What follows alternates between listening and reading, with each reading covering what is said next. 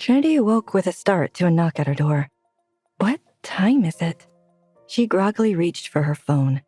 She didn't know what time she'd finally gone to sleep, but she knew it was late. She was struck with flashes of memory from the night before. Luna, are you okay? You slept for half the day. Oh, goddess. Lila was right outside her door. I brought you breakfast, Lila called. Well, more like lunch.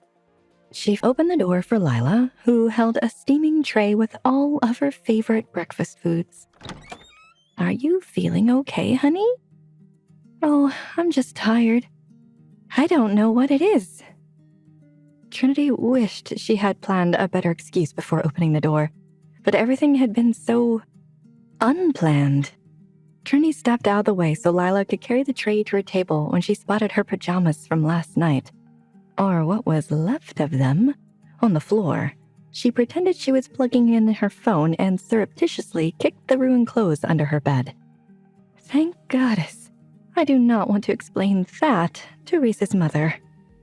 What is it? Lila stood up straight after setting down the tray. What? Trinity froze. That smell. Lila's eyes were filled with worry. It's blood. Trinity, dear, are you sure you're okay? Did something happen? I don't know what you're talking about. Trinity joined Lila at the table. Trinity, sweetheart, you're limping. Trinity's face turned from red to crimson. What happened to you? I know the smell of blood. You need to tell me what's wrong with... Lila stopped mid-sentence and blushed. Not as red as Trinity, but it was still an impressive shade. Oh... Trinity buried her face in her hands. So that's why Reece was being so coy at breakfast. Lila clapped her hands. This is wonderful news. She cheered as Trinity looked at her, mortified. Trinity did not want to have this conversation with her mate's mother, especially before she'd had a chance to drink her coffee. Don't give me that look. Lila was smiling. It is good news. It means you've moved past your issues. Thank you, Lila. Trinity immediately grimaced. And now I have grandchildren to look forward to. Lila! Trinity gasped. She had moved too suddenly. We are so not talking about this.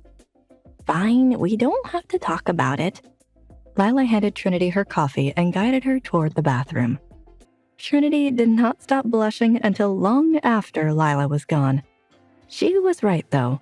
The bath was exactly what Trinity needed. As Trinity dried her hair with a towel, she heard another knock at the door. Trinity's sigh of frustration melted into desire as she thought of Reece. She hoped he would be the one to knock next. Trin, I know you're in there. Juniper. Trinity wrapped herself in a plush robe and threw open the door. Goddess, I will never get over how jealous I am of this bathroom. Juniper marched straight in.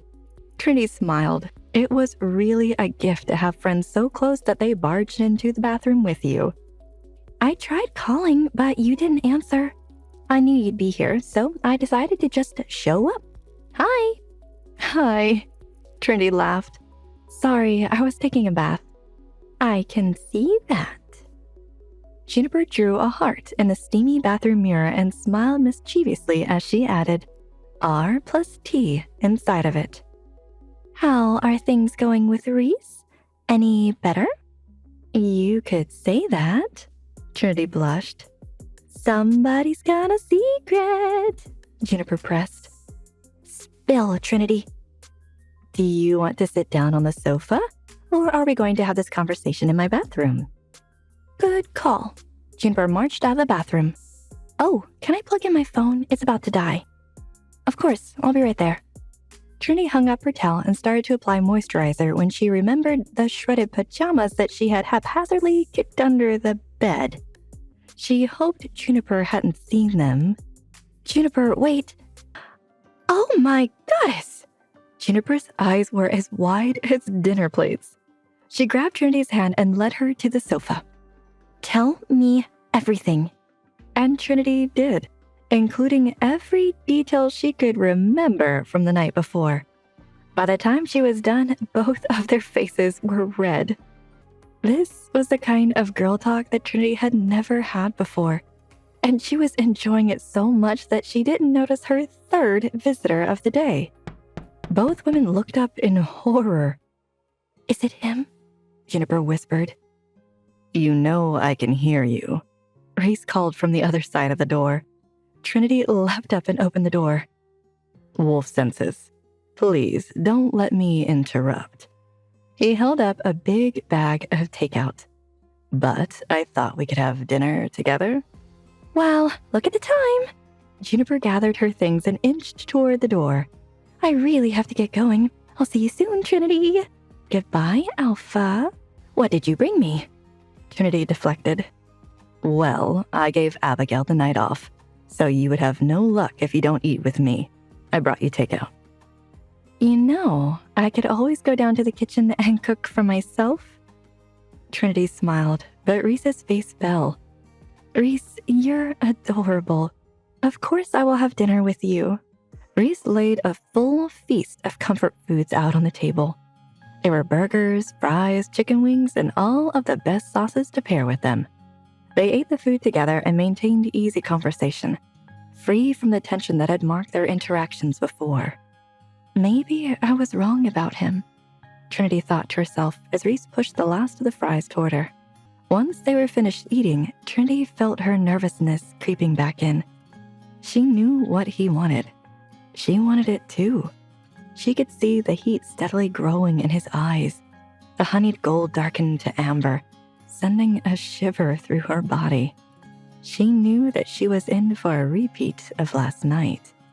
This time, she wanted to take the lead. She grabbed his hand and pulled him to her. Want to know what happens next? Click on the link in the description below to watch further episodes of Chosen by Fate, Rejected by the Alpha.